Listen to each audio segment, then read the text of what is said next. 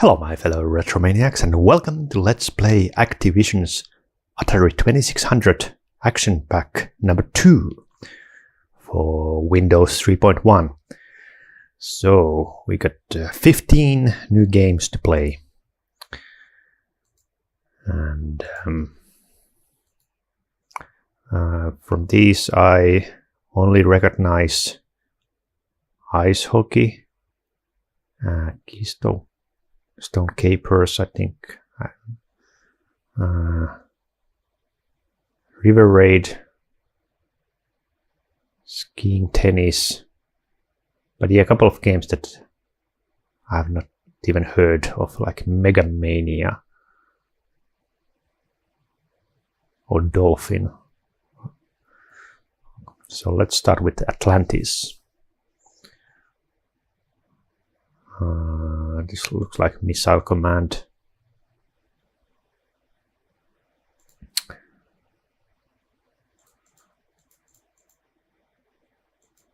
Okay, it supports joystick.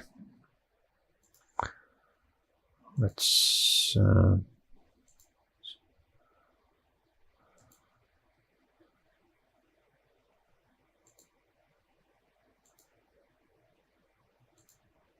okay. The ancient city of Atlantis, a city beneath the sea, a civilization greater than any the world has ever seen. One day, a low drone is heard throughout the ocean metropolis. Drone? That doesn't mean drones like military drones. Then the stars go out. Gorgon vessels fill the sky, pounding the city mercilessly. Gorgon vessels? What? What are you talking about? A cry reaches every citizen. Defend Atlantis before it becomes watery gravel. Okay. Atlantis and the Gorgon fleet. What is this lore here? Atlantis, the fabled city of antiquity, lies in peaceful waters. The major districts of the city, the Aqua Plain, the domed palace and the Pritz Bazaar, murmur with activity while vital generators whirl. 3 defense posts guard the skies over the metropolis. An ominous sound penetrates the sea surrounding the city. The Gorgon fleet, fierce warriors intent on demolishing Atlantis, attack in force. How long can the city withstand the assault? Okay, so that's why it sunk, because of these Gorgons. What the hell are they? Okay, defend Atlantis. Blast Gorgon vessels before they come close enough to demolish Atlantis with the death ray. Score big and you can replace parts of the city the Gorgons have hit. The game ends when all 7 of Atlantis installations have been leveled and none are left in reserve. Yeah, it's just like Missile Command type of game. Okay, game 1. Game 2. 2-player mode, okay. Game 4, learning to play.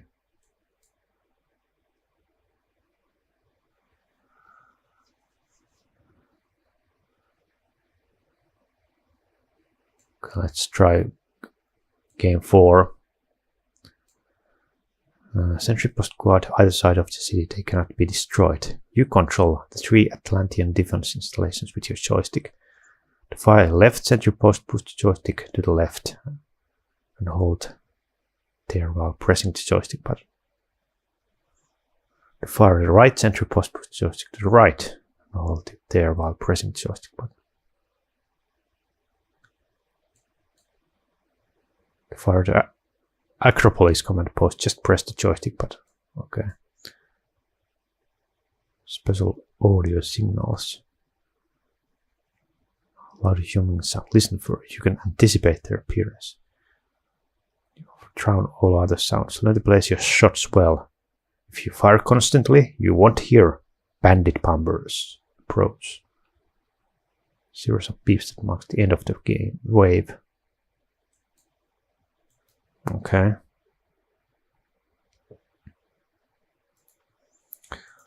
So let's try them.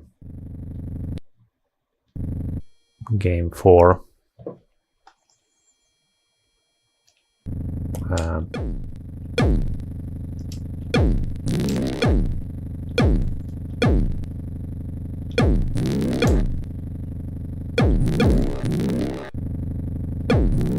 Okay, they're not shooting, they're just, they're just getting lower and lower.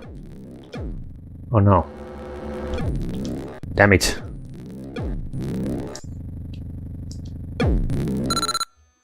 Alright.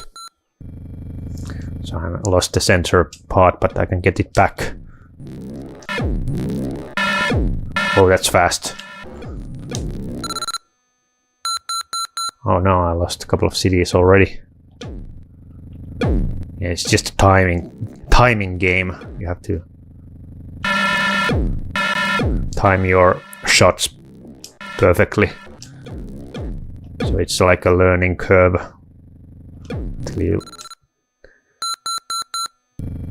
until you form like a intuitive formula or pattern,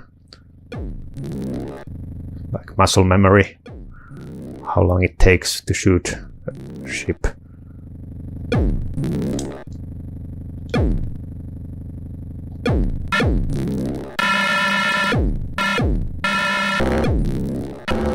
Fuck.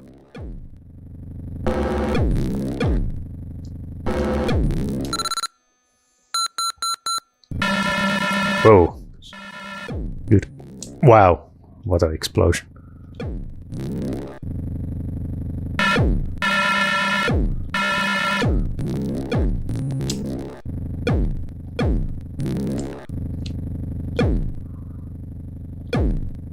Damn it.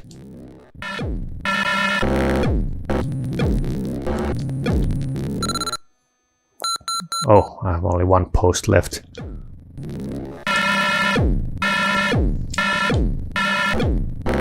Damn it. That's game over, I think. Yeah. Oh, I got it back.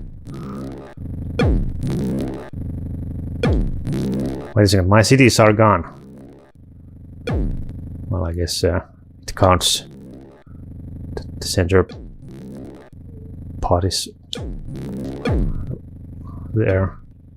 Damn it.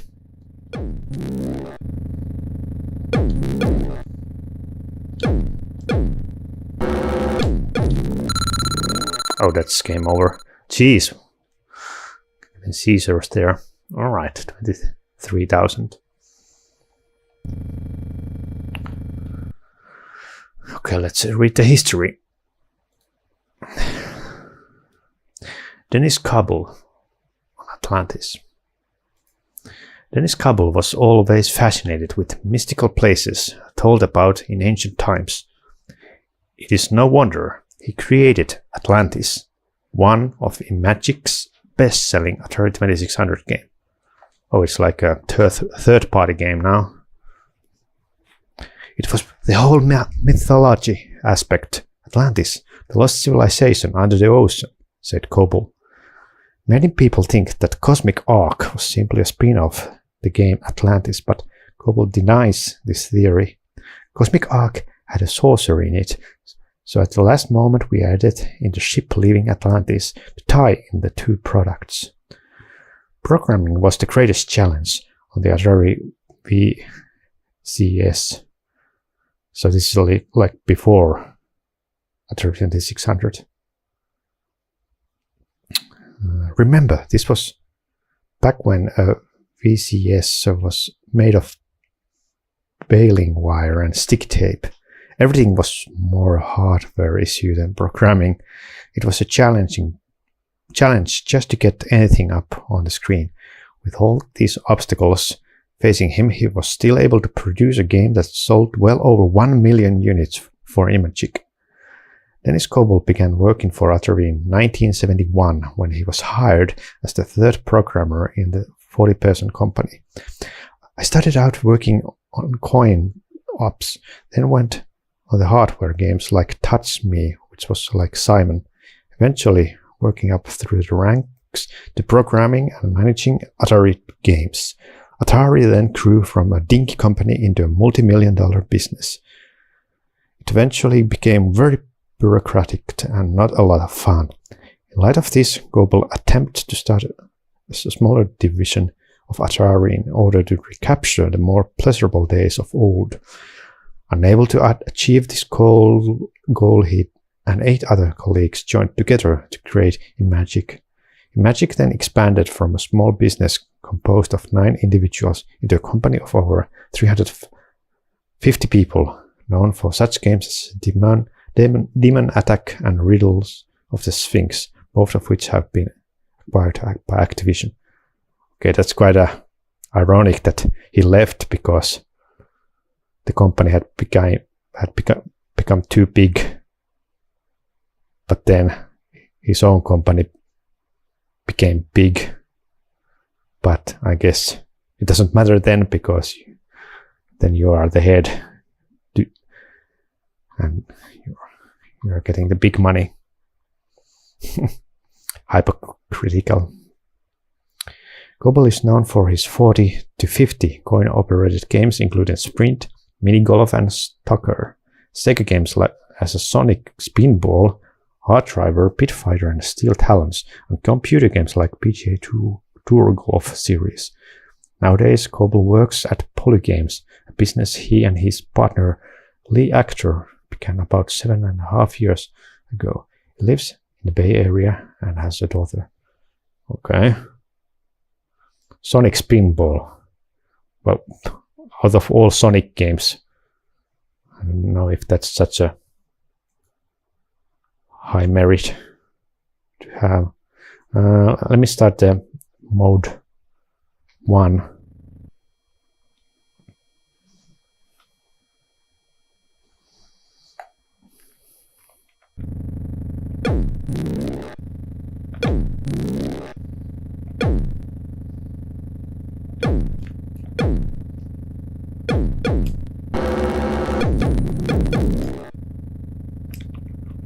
Oh, I lost my center pillar already. Fuck.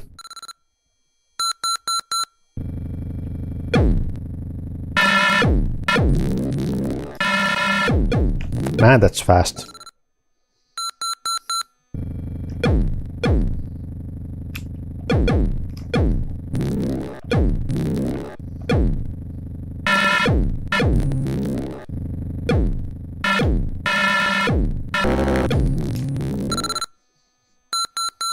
Okay, I got the center one back. Oh, it's certainly going faster now.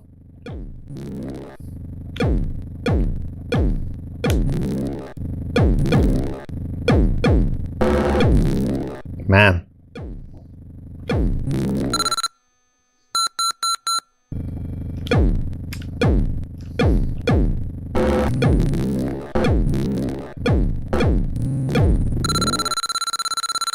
Oh, game over. Okay, let's move on. Yeah, that was all right. Simple enough. And, you know, you can just get better the more you play. Duh. Barn storming. What the hell is this? Oh, I think I've seen this. It's like a flying triplane tumor. Some kind of game.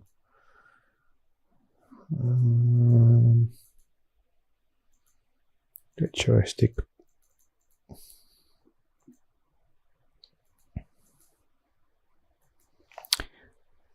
Pull on your goggles and check out your controls. You're about to embark on a daredevil flight through the wild blue yonder. But before you take off, take a minute to read over these instructions. You'll be glad you did. The object of this game is to fly through a set of number of barns in the shortest possible time. Elapsed time is indicated at the top of the screen. Normal height was the clearance. Okay.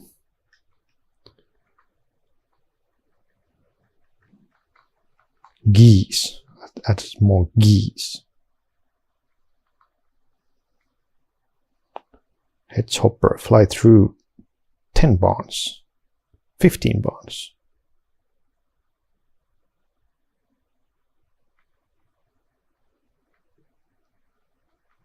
Okay.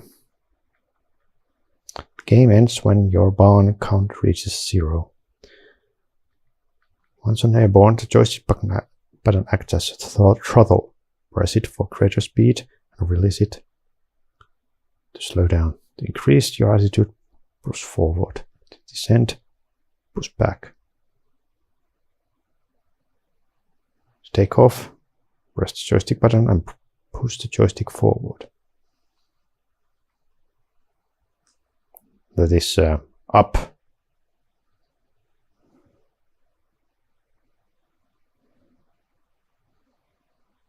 Okay, simple enough. Let's try it.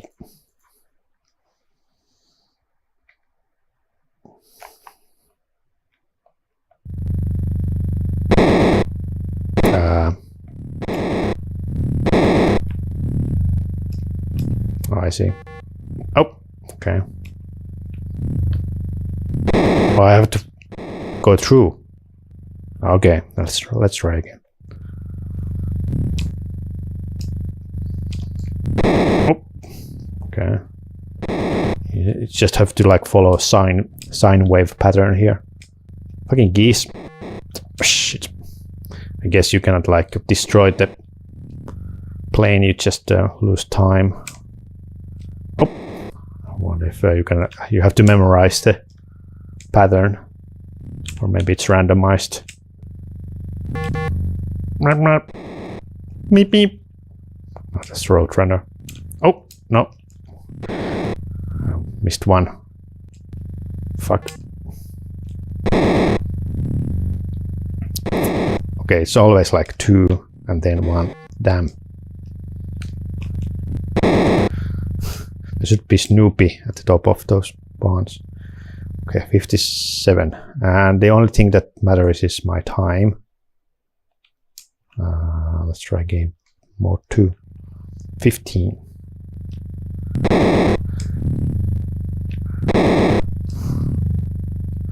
Three in a row. Fuck.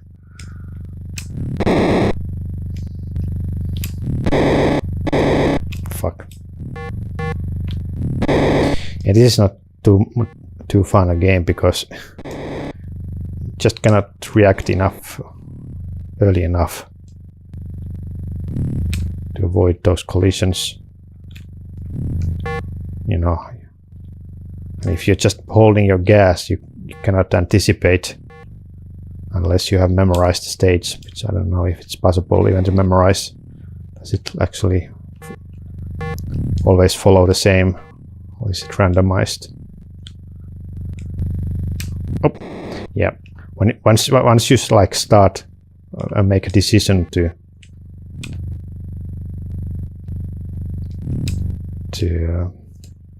change your elevation, you cannot like back off anymore.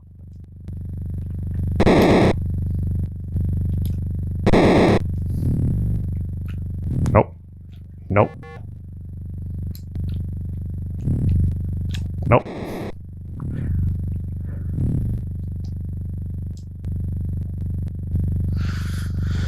Yeah, this is not that fun of a game.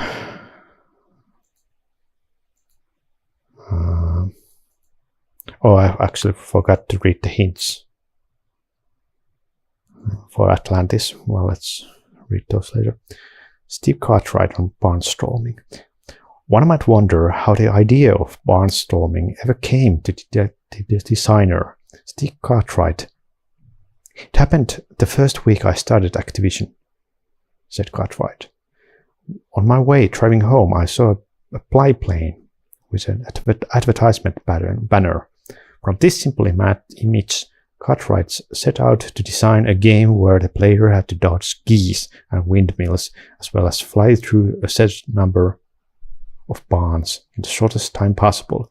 With this idea in mind, he began programming barnstorming, and the rest is history. Like many Atari 2600 games of the period, barnstorming had an extra feature that other games lacked: a sunset. Most games had fairly simple backgrounds at the time, with the line between the ground and sky nothing more than a straight line. Barnstorming was the first game to use a sunset in the horizon. Although it appears to be a minuscule addition to the game, it was sometimes difficult to incorporate a lot of colors on the screen at once. Not only was it a technical achievement, but it actually brought life to a screen that might otherwise be monotonous and lackluster. I didn't really even pay attention.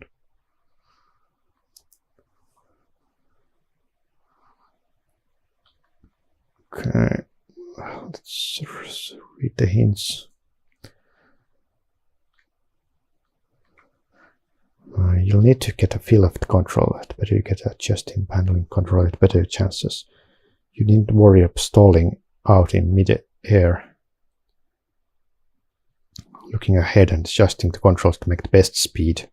Fly through every barn or over every windmill. Watch out for the geese.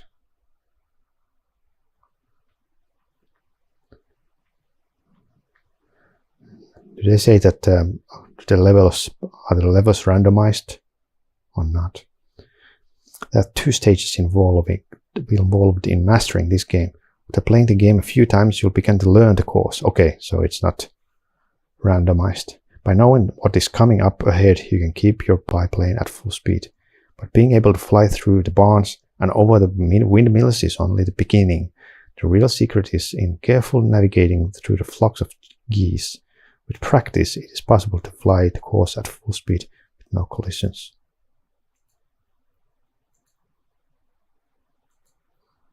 Let me read Atlantis hints. Must stay in formation circled down from the highest level of the closest Atlantis. Missiles can only fire the death ray when close to the city, but blast them before they reach the port lane of approach.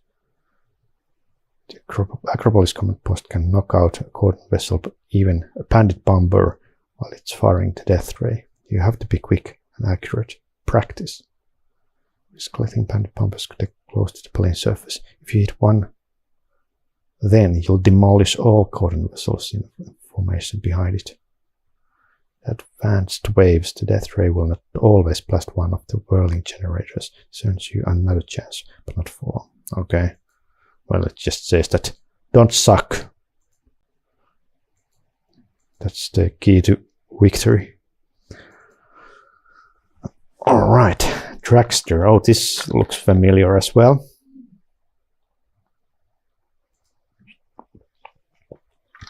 Now there was that one like Atari Activision game, was it like for PS2 I played. So some of these I have actually played already on my channel.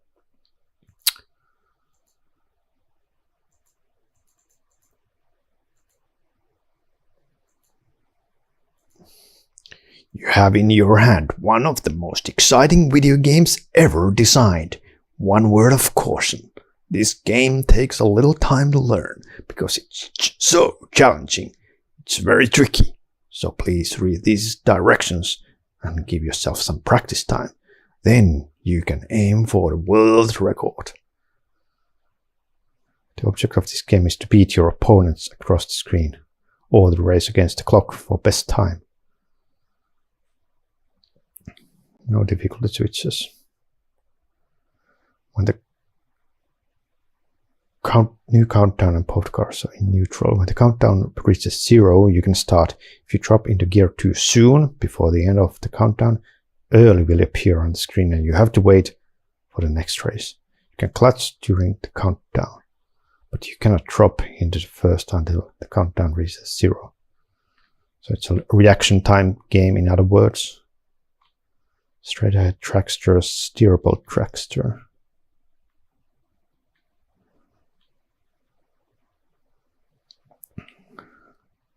Neutral, there are 4 gear positions. You must clutch and shift between each gear. You cannot downshift. The game ends either when your engine falls out or when you reach the finish line. What the fuck? You can like explode your engine. Sometimes, you know, these tracksters, they got like airborne. It's quite nasty crashes on YouTube if you find like NHRA crash videos.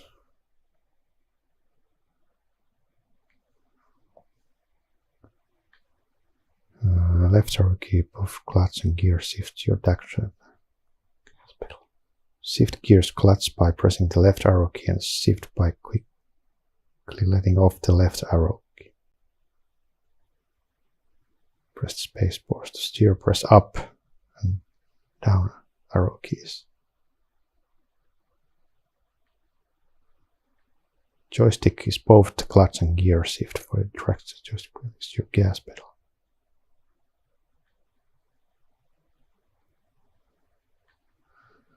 Clutch by pushing the joystick to the left and shift by letting the joystick bring back to the center.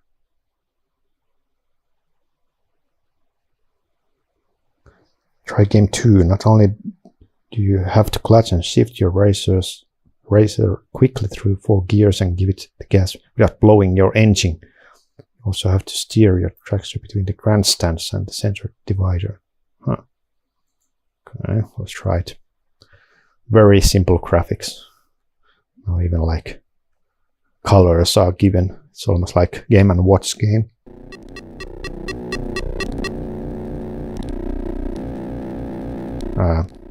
Oh, blown. Is there no computer player?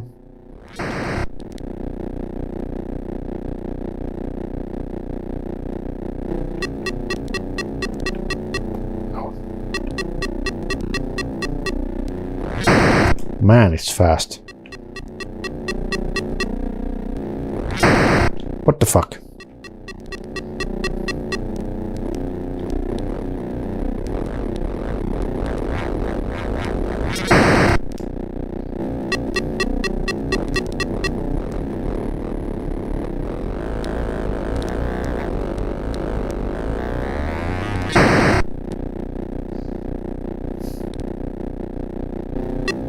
Okay, this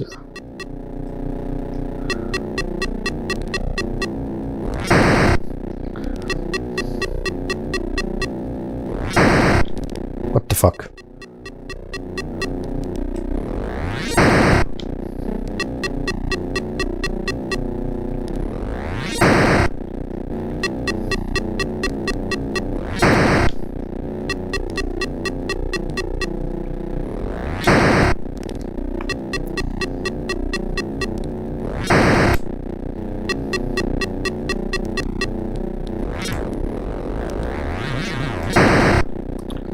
I don't know what I'm doing.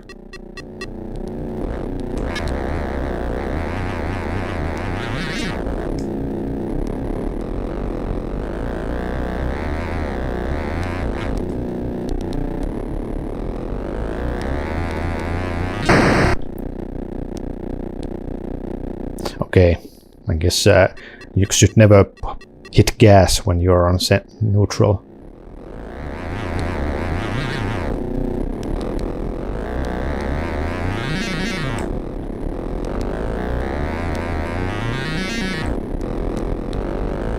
Okay, I think I got hang of it. There was no like a computer.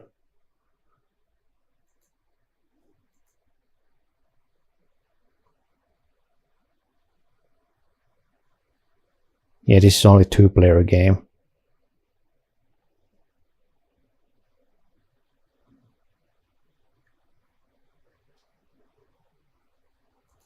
Well, there's no really point of playing this then.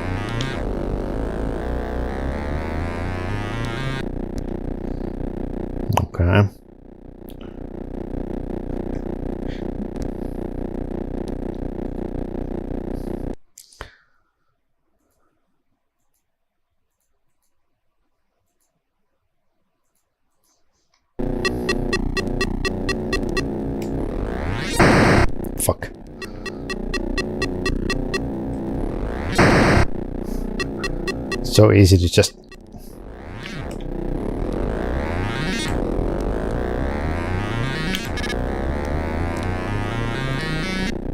Okay, 9 seconds. Well, I can't lose.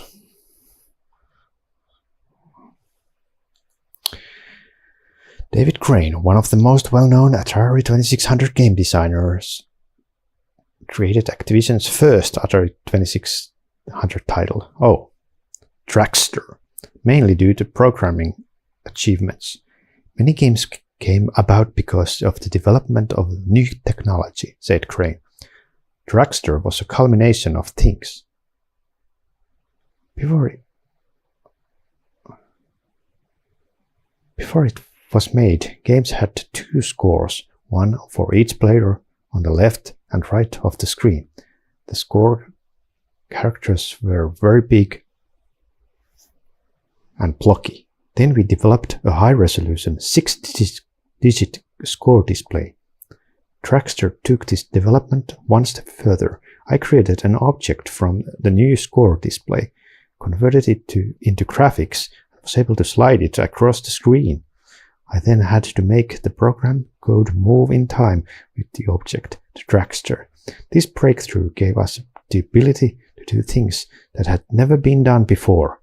Of course, other companies went out, bought the game, and took the code for their own use. Yeah, how would you reverse engineer Atari 2600 game?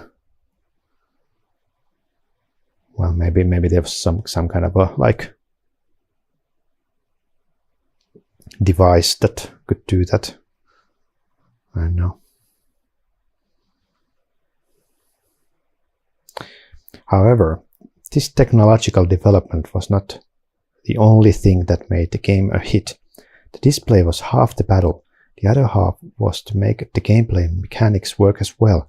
Games are often designed to be completed after 20 or more hours of gameplay. We created a compelling game that would hold interest for hours at a time, even though each game was finished in about 6 seconds. I remember one day, back at the early computer shows, one of my fellow employees' sons, who was about 20, came up to me and pretended like he was going to kill me. Now, this man was from an Italian family of Chicago, so what? But I guess he had been kept up for 3 nights in a row playing Dragster and was not too happy about it. The addictive quality of the game probably explains why it sold over 500,000 copies and accounted for half of Activision's first-year revenues. Interesting. But yeah, this is very simple stuff, when the game scoring or showing text on screen, numbers on screen is already half of the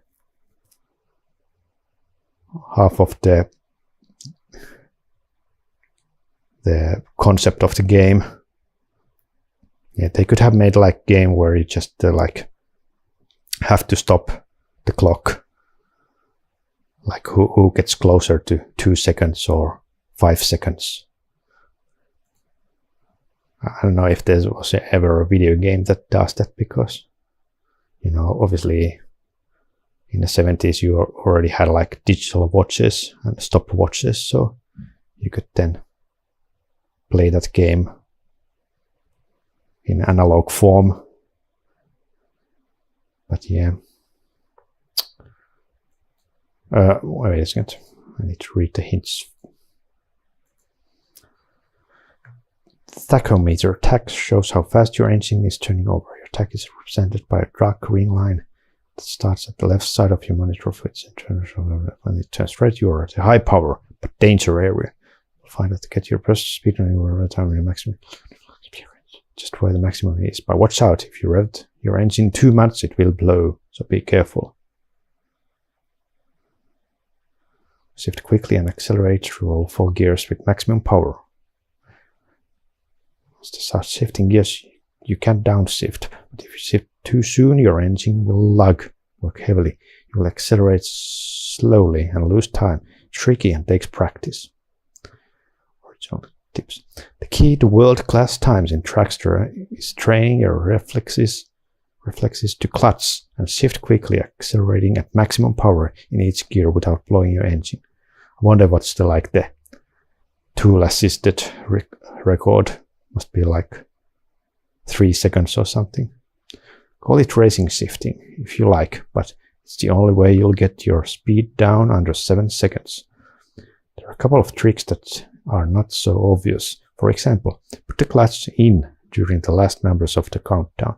Hold it in, rev up carefully and pop the clutch by letting go at the left arrow key. The instant the screen reaches 0.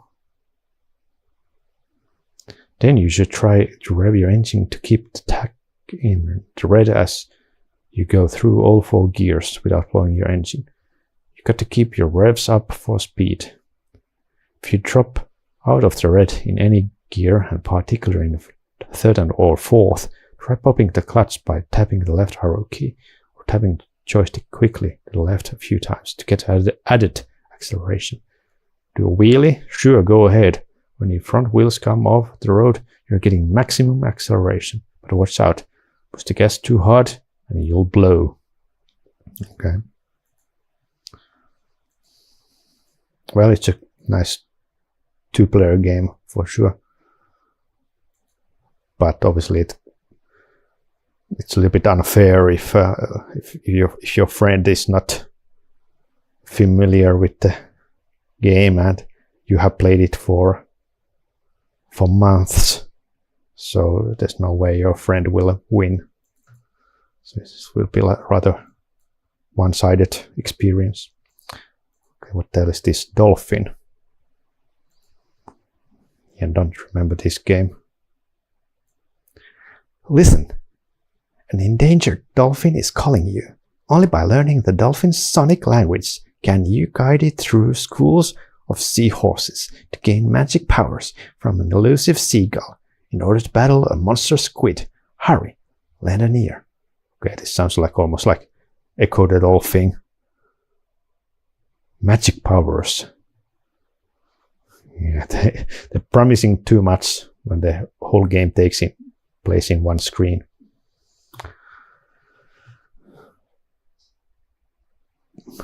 Dolphin will have only 2 seconds to touch the squid.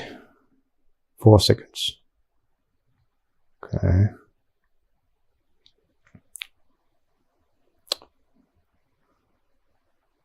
Two-player. 8 game options. For 1 player. 2-player.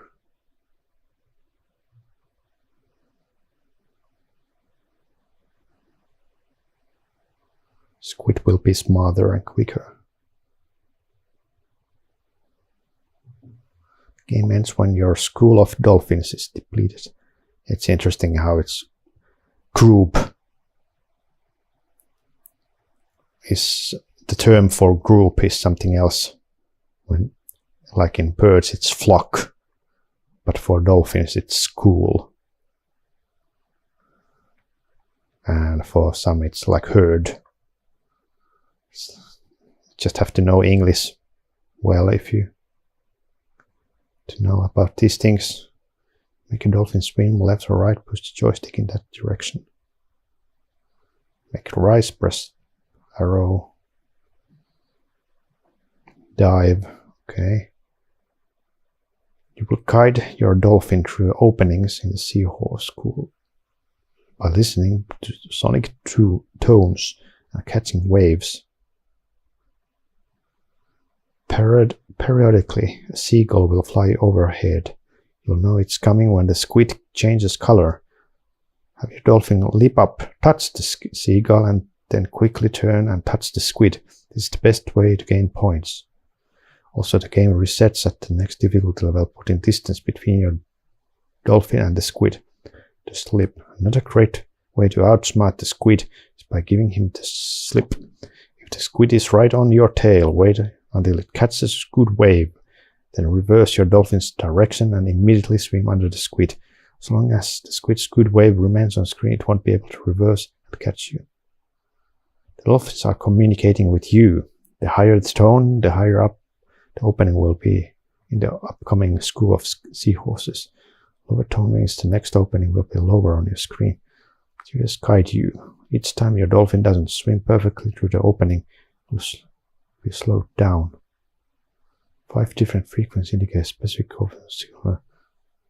signals overhead.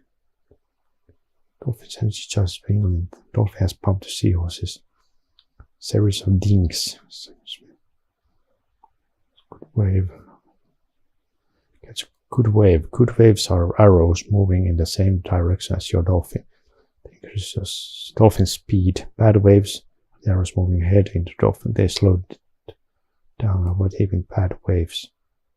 But try lead the squid into them to increase your dolphin's lead.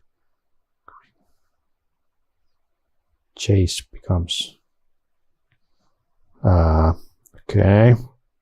It's quite complicated for 2600 game.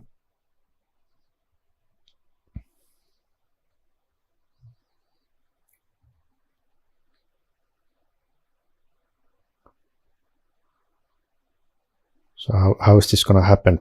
There's not gonna be screen scrolling for sure.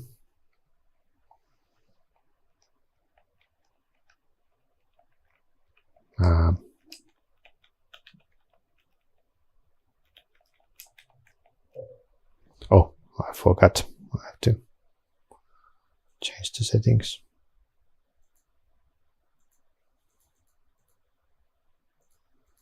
Okay. Oh, it's actually, yeah, no, well, it's not scrolling, but it's like Flappy Bird thing. Oh, shit. It's quite loud. Can I make it a little bit less loud?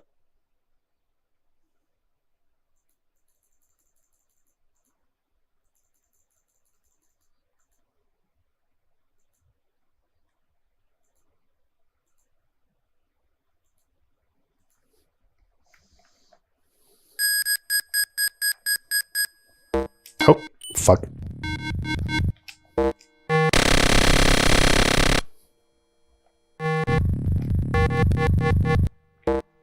Fuck.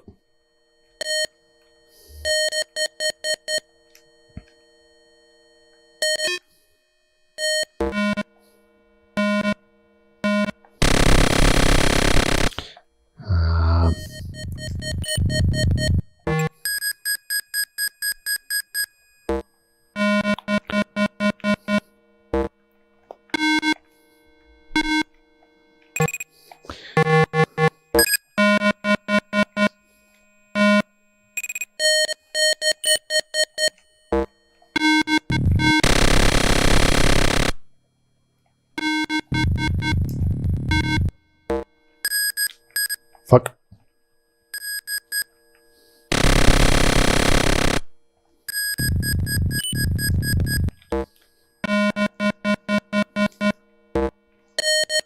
Come on.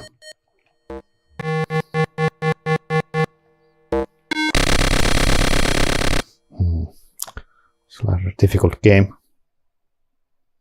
Okay, let's read the history. Matthew Hubbard on Dolphin. Being an animal lover, Matthew Hubbard could not resist making a game called Dolphin about his favorite citizen. Yeah, I guess that's like the group name for dolphin kind of creatures. Citizen. Never heard of that word. When I was a kid, I loved studying the animal kingdom, and whales and dolphins especially, said Hubbard. When I studied at Activision, the first thing I did was animate a dolphin and ask if they could recognize it. Obviously, they could, and I went forward from there. I tried to include the coolest aspect of the dolphin behavior, sonar. I wanted to give sound clues that would help the player know when the next entrance was. It seems primitive now. Heck, it was primitive then, but it's one of the first important audio clues in the history of video games. In some ways, this is the great grandfather of games like Myst, although this correlation may seem a stretch to some. Many games do have their roots in Atari 2600 games. Okay, well, does Myst actually have audio clues? don't remember. Although that's one of the games that I have never like really got anywhere. I like started the game a couple of times, but I always get stuck. Can never do anything there. Yeah, I should play Myst again at some point.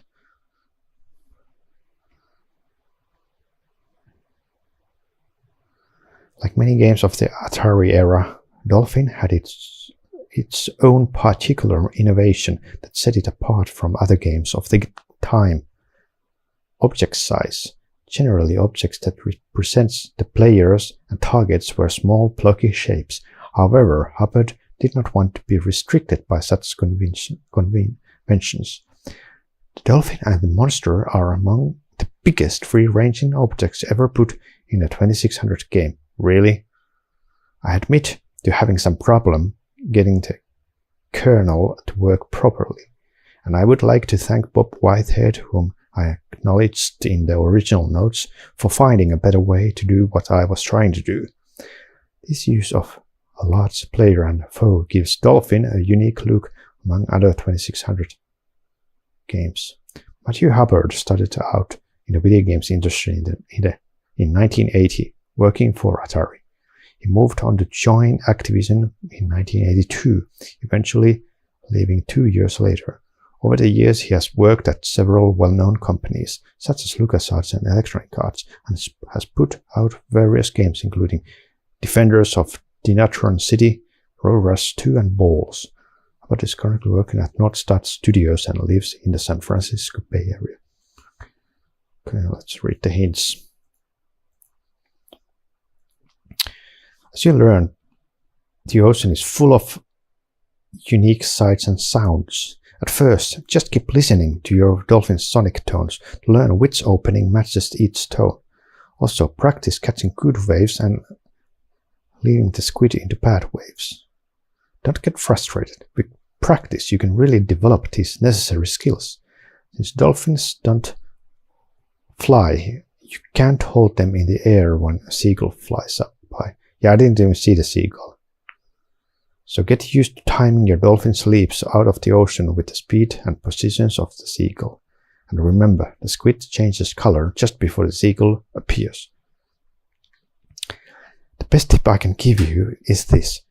He who hesitates is lunch. But for the record, here are a few more pointers. At first, don't completely rely on the slip. Instead, become expert at decoding sonar. Work with one tone at a time until you can easily predict the exact location of each opening. Notice too that there is never an opening at the very bottom or very top of the schools. Another thing to notice is that bad wave often follows each opening. So after your dolphin swims through, be ready to make a quick move. Okay. I didn't really pay attention to the audio clues. Let me check again.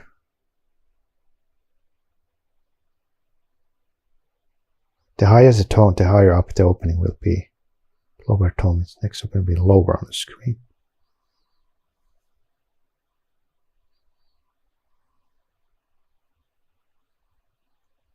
Five different frequencies. Okay. Huh. Okay, high. Low. Oh. Do do do do do. Okay, it's there. Do do do do do do do. Okay, it's do do do do do do do. Do do do do do do. Oh. Do do do do do do. Do do. Oh, fuck. Do do do do do do do do do do. Do do do do do do do. Up. Shit. Do do do do do. Do do do do do. Do do do. Ah, shit. Okay, let's try again.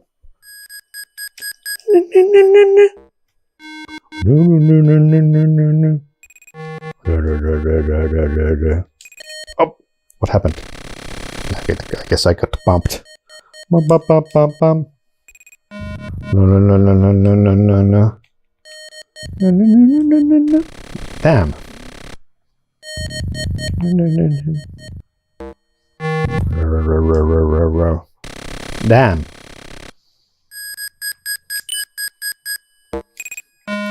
No, no, no, no, no, no.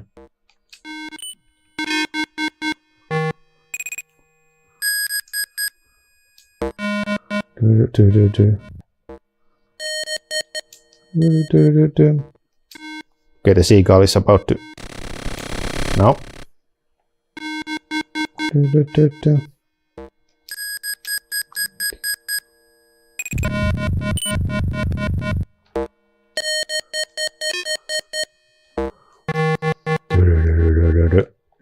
Down, down, down.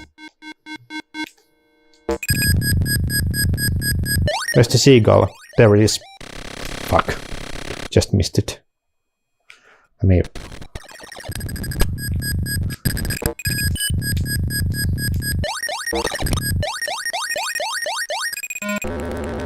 Oh, now I can hit the seagull. Okay, that was funny. No, no, no.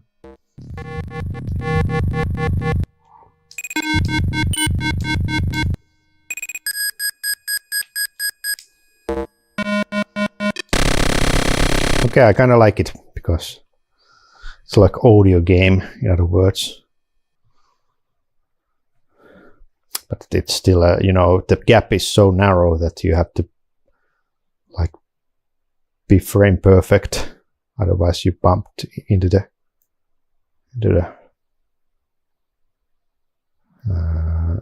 what was that word? Group school of seahorses. Yeah.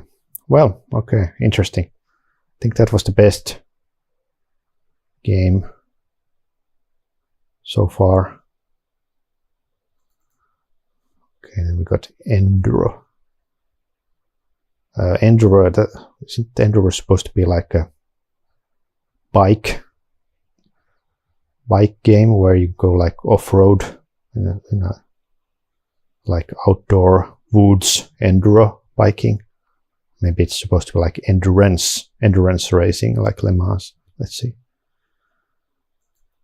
Strap on your goggles, sink into your seat, and leave all your fears in the pit.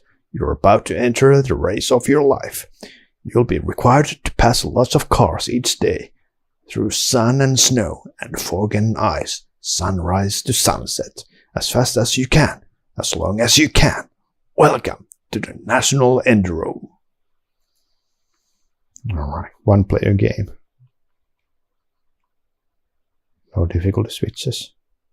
The game ends if you don't pass the required number of cars by daybreak. Okay. Okay, how long is one cycle? Probably like a minute or two. To move your car left or right, press left or right. Space bar is your accelerator. The longer you keep depressed, the faster you will go. At constant speed, press the space bar until the desired speed is reached. When you release the space bar, the speed will be maintained. Slow down, release the space bar and apply the brakes by pressing the down arrow key.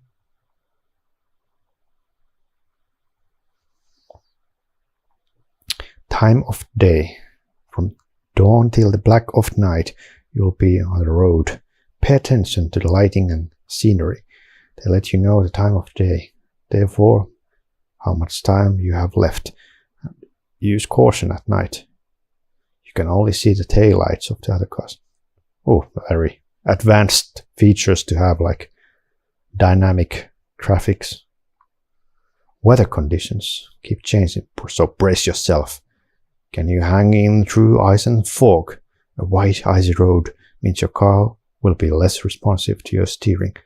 Thick fog through the screens gives you less time to react, since it will take you longer to see the cars up ahead.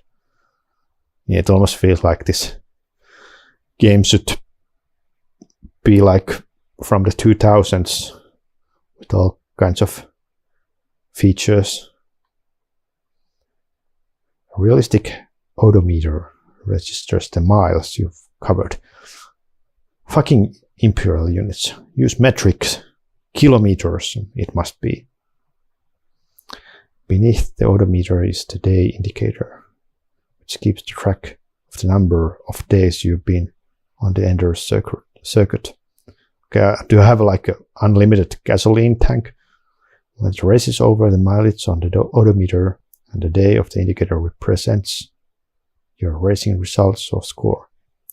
The race gets tougher with each new day. The other cars travel faster and spread out across the road more and more, making it harder to pass them. Okay.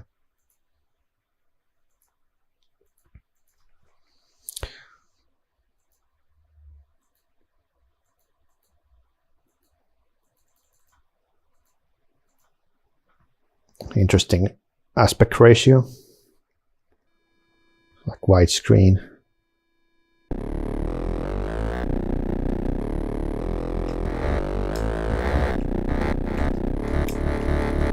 Okay. Oh shit. 188 I have to pass. Man. Oh no, they are passing me now.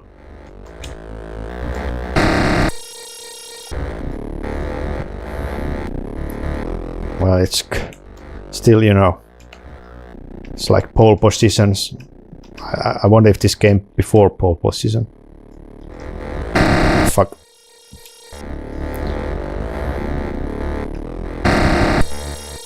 That's weird how the crash like pushed you backwards. Oh, now it's suddenly a winter. The winter is coming.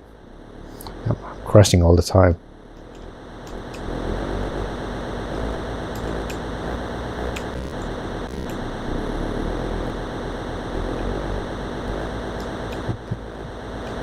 This is the proper speed.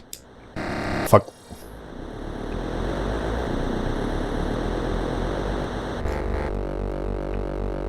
Okay, it's getting darker now.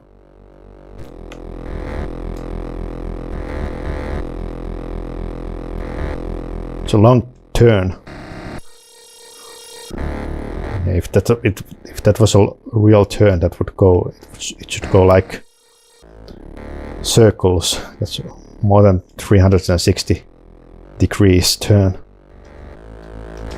It's a loop, spiral. Oh, it's night.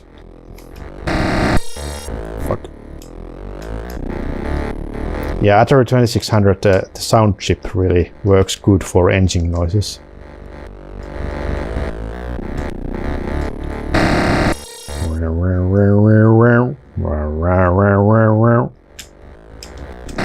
Fuck.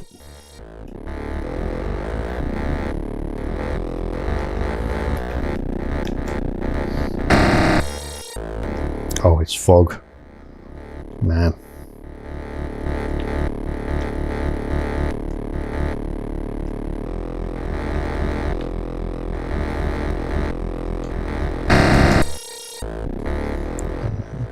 Probably want to get the required number of cars. Probably gonna crashing too much.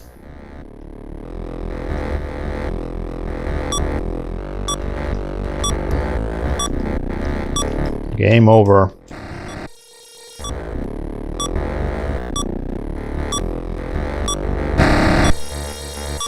I wonder if the other cars are randomized, or is it actually following the same formula, so you can memorize the pattern.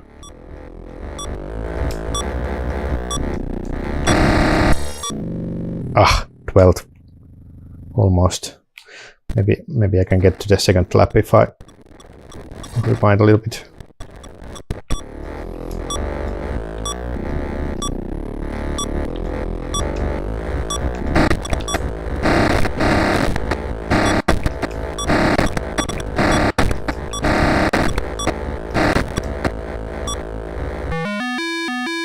Do.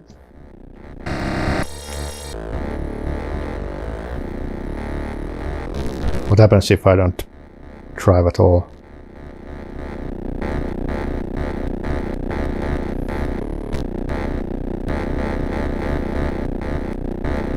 Oh. They're like avoiding me.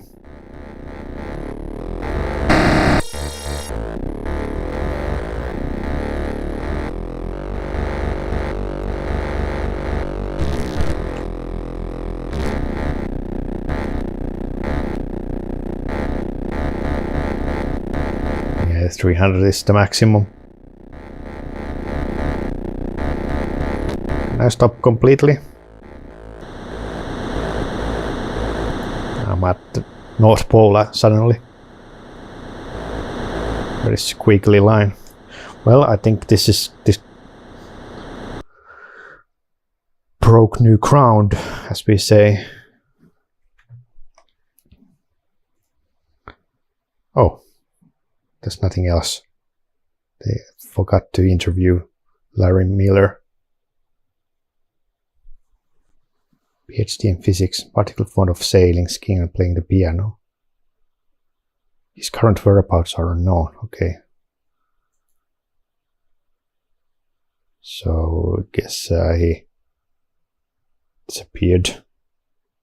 Stopped creating video games and didn't even leave a forward address.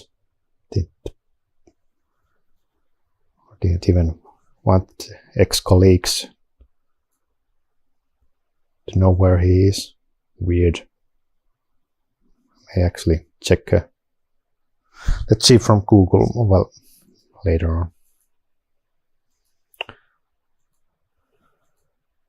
Prepare for a race. Every pro driver checks out the course. Be sure to do the same thing.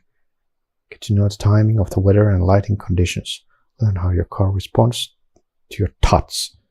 Well, I don't think it's that detailed, so you can like sense your car. Slow down on the ice and keep your eyes off the patterns of cars in the distance. Drive defensively, since other cars will not get out of your way. The fog will really test your reflexes. You need to slow down and develop a response to make up for the limited visibilities. Oh, wait a second. Now they interviewed him. What's this? Maybe. So they know about his whereabouts. Maybe this was made earlier, this interview here. The best way to outlast other drivers is to pace yourself. You won't survive long if you stay at maximum speed, because you'll keep hitting other cars. Go only as fast as it takes to pass the required number of cars each day. If you can choose between steering into the side of the road or hitting another car, always steer into the roadside. Just a minor setback, and you won't lose as much time. Also, it's always better to go around diagonally paired cars than to squeeze between them. But if you must squeeze between them, you keep your speed just above theirs and be careful. Here's another tip. If you approach a group of cars that is really blocking the road, slow down. Let them disappear back into the distance ahead of you.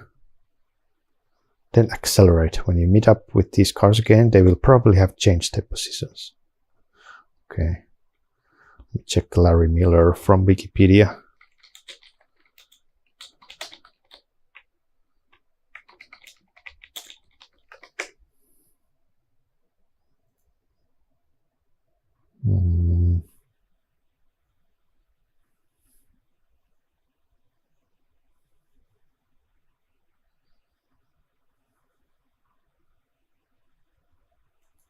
Well, he doesn't have a article.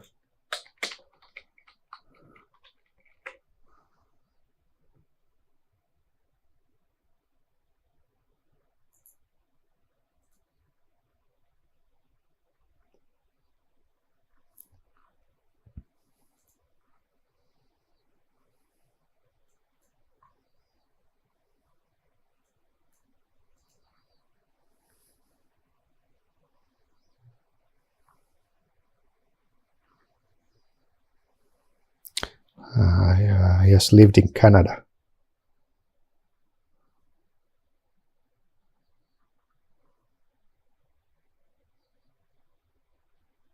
statistical models.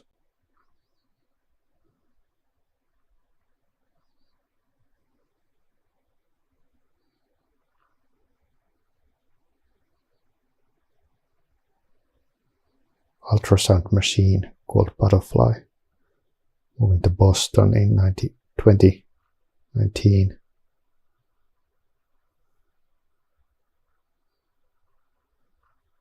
Okay, well, I guess he's still alive.